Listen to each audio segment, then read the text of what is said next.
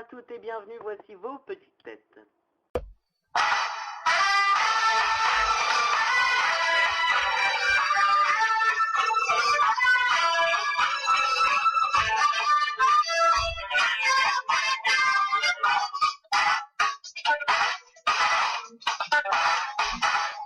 Alors moi c'est très simple, c'est Charlie, je serai là tous les soirs, mais autour de moi il y a des sociétaires.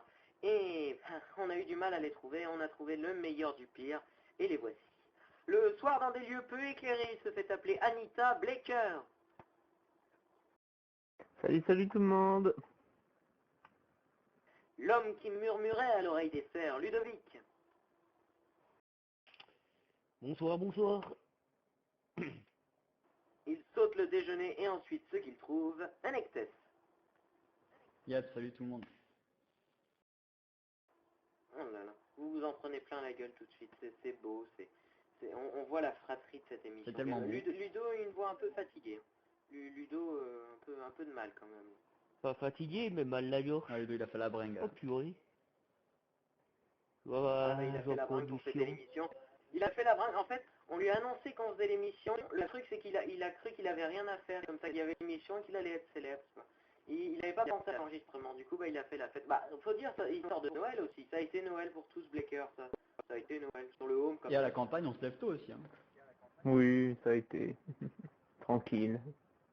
Sans prise de tête. Faut traire les vaches à 6h le matin à la ferme. Disons que tout le week-end j'ai picolé de le Père Ouais, Noël. c'est des agnolages, là. Je me demande comment il est retourné au pôle Nord complètement morbouré. Oui, on va faire comme si le Père Noël existait, parce qu'il y a des enfants qui nous écoutent, le Père Noël existe évidemment. Hein. Enfin, on espère qu'il n'y a pas vraiment d'enfants qui nous écoutent, on va faire avoir comme, des problèmes avec ces... Enfin, on va quand même exposer le principe de l'émission à nos auditeurs. C'est assez simple, cette émission, on va l'appeler comme ça, ce sera une quotidienne, donc tous les jours, dans la soirée, une nouvelle émission sur la chaîne YouTube et sur le topic sur le forum. Dans cette émission, des sociétaires, des panélistes, ce sont ceux qui viennent d'être humiliés en public, et ils le seront tous les soirs, hein. Ça changera pas, puisque c'est marrant pour moi, ça me fait mon petit délire, comme ça je pars bien l'émission. Et ils changeront quelquefois, hein, ce sera pas toujours les mêmes tous les soirs, mais eh bien ce sociétaire et moi-même allons discuter d'un sujet à chaque émission, et nous passerons également en revue le programme télévisuel de la soirée qui vient. Suivront dans d'autres émissions futures des joyeusetés futures évidemment, et cette semaine sera un peu la semaine de rodage, il faudra attendre un peu avant que tout soit en place. Bien sûr, autre chose concernant ces sociétés, eh bien pour que vous ne soyez pas perdus à savoir qui parle, sur la vidéo vous retrouverez le pseudo et une jolie photo de la personne qui parle actuellement, puisqu'on ne fait pas dans le visuel, on fait dans l'audio aussi. Et c'est pas plus mal. Enfin on va pas s'attarder comme ça, mais c'est vrai que on peut pas, en plus s'il y a des enfants qui nous écoutent, on peut pas montrer la tête de Blaker comme ça, bon. Enfin, tout de suite on passe au programme TV.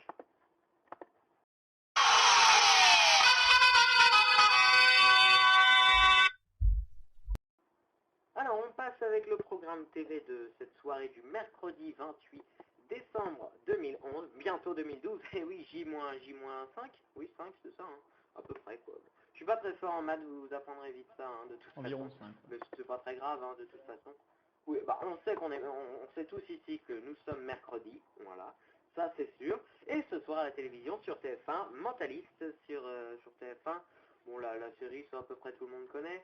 Sur France 2, une autre série, Rani, qui a été présentée par France 2 comme la série événement. France 3, la chorale des petits chanteurs, des petits, hein, pas des petits.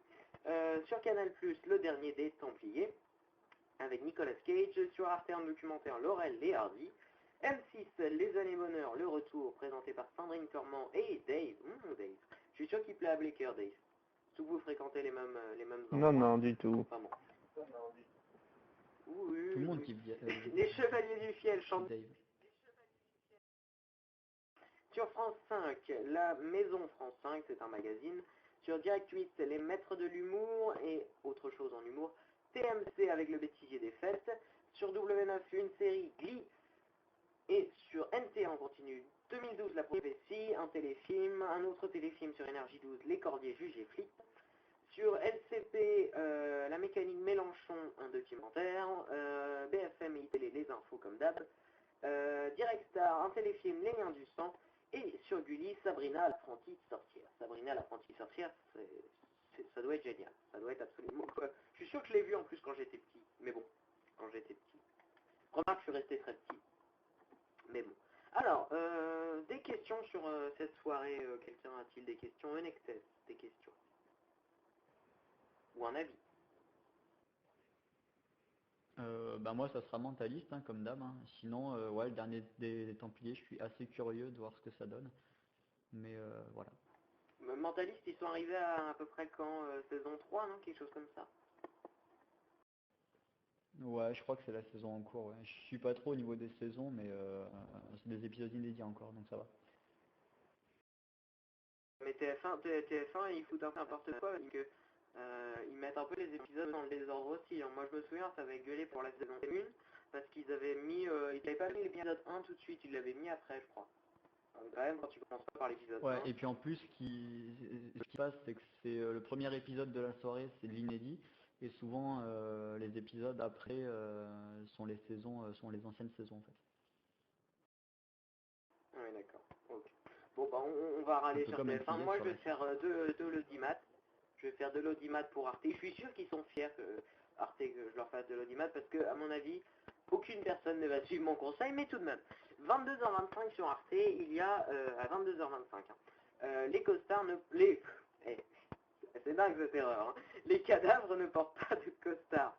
Ça suit juste après C'est le deux fois déjà. documentaire sur Laurel et Hardy. Oui, parce que les costards ne portent pas de cadavres, ça ne veut rien dire. Voilà, bon, quand même. Donc c'est sur Arte à 22h25. Et c'est un film un peu spécial, c'est en fait plusieurs séquences des classiques du film noir américain, donc surtout les années 40. Et on a en plus ajouté, c'est compliqué ce que je dis, hein, auquel on a rajouté des séquences tournées pour le film. Notamment avec Steve Martin, qu'on connaît pour ses rôles un peu de pitre, hein, si je puis dire. Un grand pitre, un très grand acteur quand même. Et Bleecker, bon, pas sûr que je sois grand fan de la télévision, mais tout de même, si tu as quelque chose à conseiller pour cette soirée, ce serait les choristes, peut-être, les petits choristes. Non. Pour les gamers, bah, je vous conseille de rester sur vos plays. Moi, il n'y a rien qui m'intéresse. Moi, ce sera White Knight Chronicles toute la soirée. Ah bah quel programme. Ludovic, à mon avis, ça doit être à peu près pareil, sauf que ça doit être Skyrim. Est-ce que c'est ça? Tout à fait. Eh ben voilà. Mais, comme quoi, on peut faire le programme TV tout seul maintenant, c'est fou. Allez, on va passer au sujet qui nous intéresse de la journée, et c'est-à-dire, eh bien, le cinéma en 2012. à bord.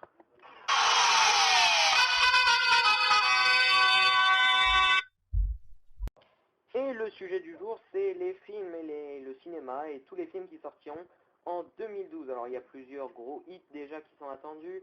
Mes sociétaires ici vont en parler un peu. Je sais qu'ils ont chacun choisi un film. Moi je vais en parler de certains autres. Il y a notamment Sherlock Holmes 2 qui va arriver assez vite. C'est en février me semble-t-il. On a John Edgar, ça c'est en janvier. The Descendants avec George Clooney qui est un des films favoris pour les Oscars. Et notamment La Dame de Fer également avec Meryl Streep. Ça c'est les films qui arrivent rapidement en début d'année. Pour le reste, je vais demander tout de suite à Ludovic son choix sur l'année 2012. Moi, c'est incontestablement Batman 3. Pour moi, c'est le meilleur de tous les Batman. Christian Bale, il y joue de manière magnifique. Il est incomparable, quoi, cet acteur. Christian Bale. Non mais Christian Bale, à chaque fois qu'il nous parle de ça, Ludo, il dit Christian Bale. C'est Christian Bale. Si vous nous regardez, enfin vous nous écoutez, vous mettez un commentaire et parce que là, vraiment, vous nous dites si c'est Christian Bale ou Christian Bale. Bah, moi, c'est Men in Black 3. Men in Blacker 3. Ça sort en mai, c'est ça? Oui, c'est en mai 2012, ouais. Et la bande-annonce qui est parue il n'y a pas très longtemps, qui est disponible sur le store notamment. Qu'est-ce qu'on retient de la bande-annonce à peu près? Ça va tourner autour de quoi l'histoire? On en sait un peu plus? Oui, bah, l'histoire est bien décrite dans la bande-annonce. Un beau jour, J se réveille et K est mort depuis 40 ans. Donc il voyage dans le temps pour sauver K. Ouais, exact, Donc, ouais, c'est un on voyage dans le rappelle, temps J, pour c'est sauver Will K en Smith. fait. Ouais, voilà. J, c'est Will Smith, et K, c'est Tommy Lee Jones. Et ce sera toujours eux, évidemment, dans Men in Black 3. Tout à Le fait. problème, il lui grille le cerveau, quitte à le rendre comme un chou pour lui effacer la mémoire. Je ne comprends rien à ce qu'il raconte, mais ça a l'air très drôle. Le choix de Nexus. Bah pour moi, ça sera sans surprise le dernier James Bond avec la sublimissime James Bond Girl qui joue dans la pub pour la Dacia Duster d'ailleurs. Pour ceux qui Ah, et connaissent pas pas. de pub pour les Donc voilà, marques, hein. grosse On va avoir des attente. problèmes, ça continue aussi avec ça. Ouais, on fait de la pub pour les Dacia ici, c'est dingue. Ouais. Non mais en plus la pub est nulle, complètement nulle. Elle est On assez fait de la mal pub faite. Il pour faut Arte, dire alors une pourquoi pas pour certaine les marque Dacia. de voiture d'une grande marque française. Faut pas dire la marque. Bah, en même temps, bah, tu sais ce qu'on va faire, on va dire, ça commence par Da, ça finit par Sia. Voilà, comme ça on ne dit pas la marque. Et donc, ouais, la pub est absolument infecte quand même. Hein. C'est celle où elle dit, donc l'actrice, la James Bond Girl, c'est celle qui dit, on va pas C'est dépenser celle plus où en et fait ça elle a une s'appelle voix de Jennifer merde. Marlowe. Oui, oui.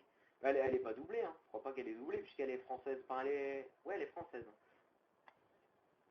Mais pourquoi elle a une voix aussi grave? Bah, je sais pas. Je peux pas t'expliquer en fait, hein, pourquoi elle a une voix aussi grave. Tu demanderas à ses parents, écoute, hein, on les invitera. On les invitera ici, ça va être beau. Ils Putain seront oui, pas déçus du je pense voyage. qu'elle doit tenir de son père en fait, ou un truc dans le style. Bon, bah, en tout cas, on sait que le prochain James Bond, ça, je connais le prochain James Bond, on n'a même pas besoin de poser de questions, sortira le 26 Donc octobre ça sera en Skyfall, France, ouais. et ouais, on aura droit à un... Oui, il s'appellera Skyfall, ouais, mais laisse-moi parler, hein. Il sortira en France le 26 octobre, donc à peu près 2 semaines avant le reste du monde, puisque le reste du monde, ce sera le 9 novembre. Alors, je crois qu'on sort un peu, ça sort aussi le 26 en Grande-Bretagne. Mais à savoir que le 26, c'est un vendredi, et non pas un mercredi, puisque normalement les sorties sont le mercredi.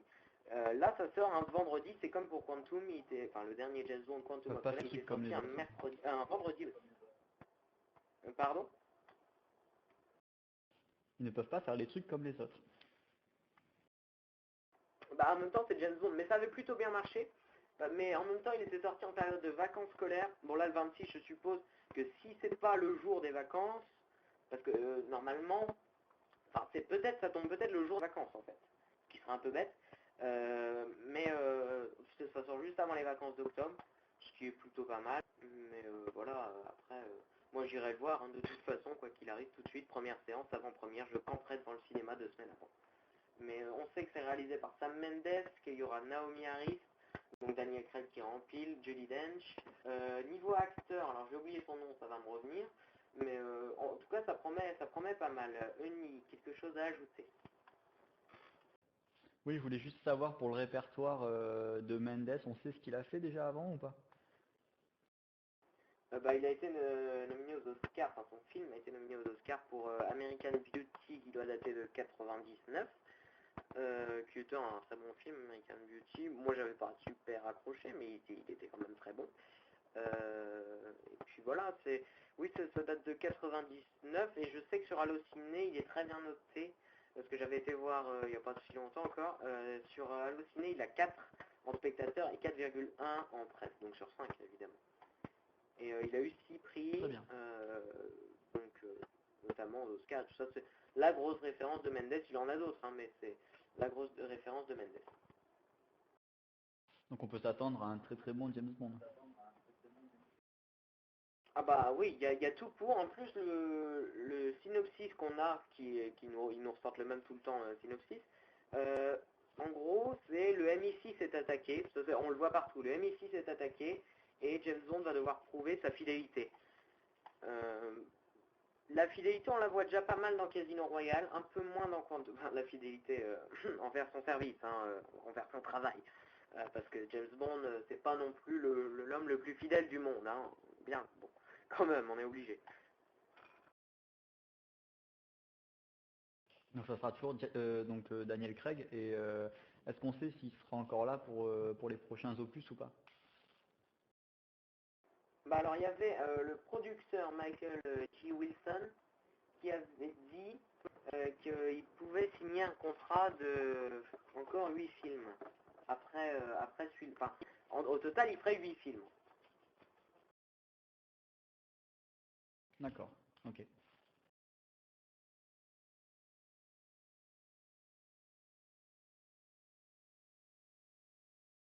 Mais après, il faut qu'il accepte. Mais enfin, au total, ça ferait 8 films, donc ça veut dire 5 de plus après celui-là, en fait. 5 de plus, c'est vrai qu'il arrivera assez vieux, parce que normalement, la moyenne des James Bond, c'est 2 ans. Enfin, là, elle a un peu augmenté. La moyenne des James Bond, maintenant, doit être à peu près à 3. Bon, peut-être pas à 3, mais à 2,5. Parce que c'est vrai qu'il y a eu pas mal de temps entre Meurt un autre jour, le dernier de Pierce Brosnan, et Casino Royale. Ensuite, il y a eu 2 ans seulement entre Casino Royale et Quantum, et là, c'est vrai qu'il y a 4 ans. Ça passe vite hein, quand même le temps. Mais en plus, bah, après ça sort pour les Ouais, ça 50 passe ans, assez ce qui est vite. plutôt pas mal. Ça sort pour les 50 ans de James Bond au cinéma. Et puis ça fera presque 60 ans que James Bond existe en livre, puisqu'il a été écrit en livre à la base. C'était en 53 que le premier livre est paru. Donc c'est vrai que c'est un bel anniversaire, 50 ans. Je ne crois pas qu'il y a aucun film qui a tenu, enfin, où il y a eu une suite, une vraie saga qui tient depuis 50 ans, il n'y en a pas. Hein. Il y a eu le Docteur Mabuse, c'est des vieux classiques, il y en a eu 7 ou 8, mais ça doit dater de 1922, il y en a eu jusqu'à 65 ou quelque chose comme ça, mais c'est pas pareil quand même. James Bond, c'est James Bond, il n'y a rien à côté. Ouais, mais est-ce que ça risque pas de s'essouffler au bout de 4-5 films avec le même acteur? Ça a pris quoi? Bah, c'est vrai que Roger Moore, quand même, il en a fait pas mal, hein. Il a fait Vivre et laisser mourir, L'homme au pistolet d'or, L'espion qui m'aimait, Moonraker, Rien que pour vos yeux, Octopussy et Dangereusement Vôtre. Et il a fini Dangereusement Vôtre à 57 ans. Et c'est vrai que Dangereusement Vôtre, c'est clairement pas le meilleur James Bond. Donc, mais les deux qu'il avait fait avant, Rien que pour vos yeux et Octopussy, même si Octopussy, les fans ne l'aiment pas trop, mais ils sont bons. Surtout Rien que pour vos yeux. Mais voilà, ça a noté qu'il y a eu beaucoup de James Bond girls françaises. C'est la 6e, je crois. Et notamment dans Rien que pour vos yeux, il y avait Carole Bouquet. C'était il y a Pour 30 moi, ans. les meilleurs James Bond, D'accord. c'est Sean Connery et Roger Moore, moi. Sean Connery incomparable. Mais en même temps, chaque acteur de James Bond, on peut pas le mettre dans un film d'un autre acteur de James Bond. Je m'explique. On voit mal Pierce Brosnan Je pense dans qu'on peut ceux pas de les Roger comparer en Moore, fait, comme on voit vraiment. mal ceux de Roger Moore dans ceux de Sean Connery, en fait. Et Bah oui, voilà. chaque je trouve que acteur Daniel Craig est apporte plutôt pas un mal, petit en fait. plus à James Bond, quoi. Oui, ou un petit moins. Enfin bon, quand même.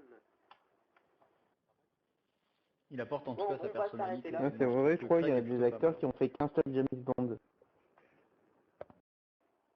Bah, il y a eu George Lazenby qui en a fait qu'un et Timothy Dalton en a fait 2. C'est voilà, ceux qui en ont fait le moins.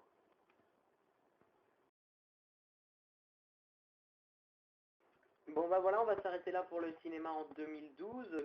Il y aura d'autres sorties, il y aura Bilbo le Hobbit, mais ça on en reparlera au cours de l'année je pense. On a fait le tour des grosses sorties que nous attendions. On se retrouve demain, on parlera cette fois-ci des sorties 2012 aussi, mais en jeu vidéo. En tout cas, merci de nous avoir suivis. Merci, bravo, à demain.